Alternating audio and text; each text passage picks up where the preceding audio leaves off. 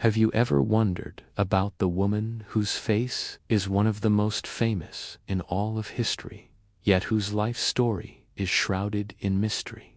Today, we're diving deep into the sands of time to uncover the incredible tale of Nefertiti, the queen who didn't just rule Egypt but dared to reshape it forever. This isn't just a story of power and beauty. It's a story of revolution, faith, and a disappearance that still baffles historians. Who was this enigmatic queen? What made her so powerful? And what really happened to her? Join me as we journey back 3,300 years to the golden age of the pharaohs and explore the life of Nefertiti. Our story begins around 1350 BC in the sun-drenched lands of ancient Egypt. A young pharaoh named Amenhotep IV is about to take the throne, and by his side is a woman of captivating beauty and formidable intellect. Nefertiti, her name itself, the beautiful one has come, seems to foreshadow the legendary status she would achieve. But where did she come from? The truth is, we're not entirely sure.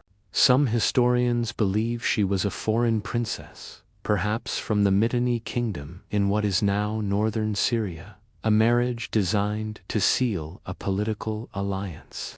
Others argue she was Egyptian nobility, possibly the daughter of a high-ranking official named Ai, who would later become pharaoh himself. This ambiguity surrounding her origins only adds to her mystique. What we know for certain is that from the moment she appeared on the historical stage, she was no ordinary queen consort. In traditional Egyptian society, queens often played a secondary, supportive role. But Nefertiti was different. From the very beginning of her husband's reign, she was depicted as his near equal. In early art and inscriptions, she is shown standing right beside him, often at the same scale, a significant artistic choice that signaled equal status. She wasn't just a wife, she was a partner in power. The couple seemed to have a genuine bond, often portrayed in intimate family scenes with their 6 daughters, a style of art that was shockingly personal and informal for the time. This wasn't just royal propaganda, it was the start of a revolution, and Nefertiti was at its very heart. Just a few years into his reign, Amenhotep IV made a decision that would send shockwaves through the entire Egyptian empire. He declared that the multitude of traditional gods worshipped for millennia Amun-Ra, Osiris, Isis were to be abandoned. In their place, only one deity would be worshipped, the Aten, the physical disk of the sun, the giver of light and life. To mark this radical shift, the pharaoh changed his own name from Amenhotep, which meant Amen is satisfied, to Akhenaten, meaning effective for the Aten. This wasn't just a religious reform, it was the birth of one of the world's first recorded monotheistic religions. And Nefertiti was not just a follower of this new faith, she was its high priestess.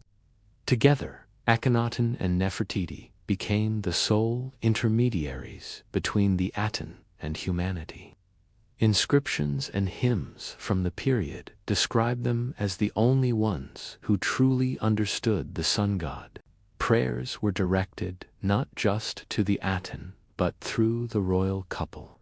Nefertiti took on a new name as well. Neferwaten, meaning beautiful, are the beauties of Aten in reliefs. She is shown leading worship, making offerings, and even smiting Egypt's enemies, a pharaonic pose traditionally reserved exclusively for the male ruler.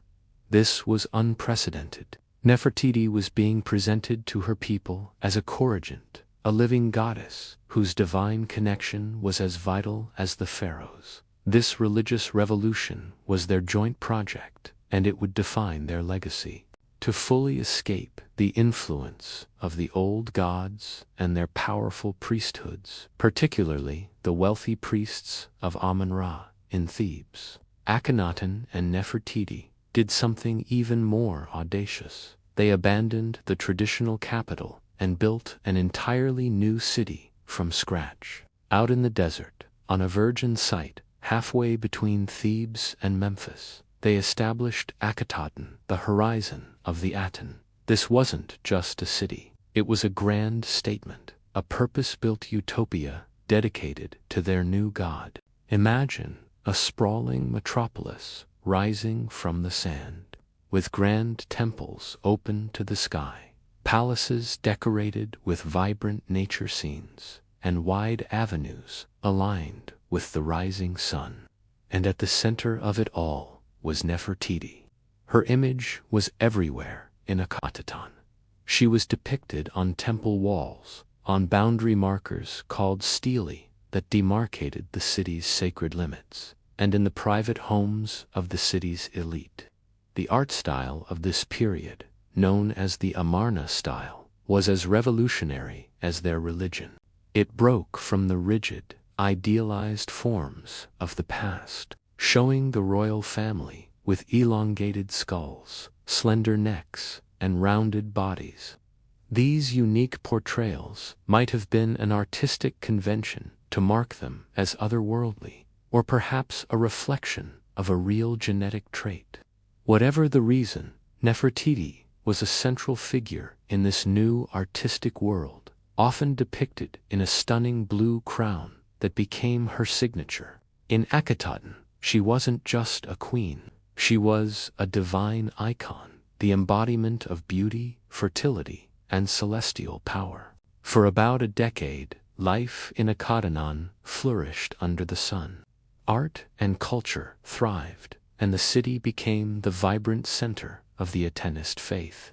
Nefertiti and Akhenaten presided over their sun-drenched kingdom, seemingly untouchable. But the winds of change were beginning to blow. Around the 12th year of Akhenaten's reign, a shadow falls over the historical record. The joyous family scenes cease. One of their daughters, Meketaten, dies, and we see heart-wrenching reliefs of her parents mourning her loss. It's shortly after this tragedy that Nefertiti's presence in official records begins to fade. And then, suddenly, she vanishes. What happened to the most powerful woman in Egypt?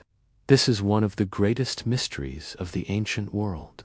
There are no records of her death, no mention of her burial. Her name simply stops appearing alongside Akhenaten's. One prominent theory suggests that she didn't disappear at all, but rather elevated her status. Some Egyptologists believe that Nefertiti assumed a new identity and became her husband's official co-regent, ruling under the name Nefer-Nefru-Etona, name she had already used. There is evidence of a female pharaoh who ruled briefly during this chaotic period, and many signs point to it being Nefertiti stepping into the ultimate position of power. If true, she would have ruled Egypt as a king. Another, darker theory posits that she fell from grace. Did she and Akhenaten have a falling out over religious or political matters?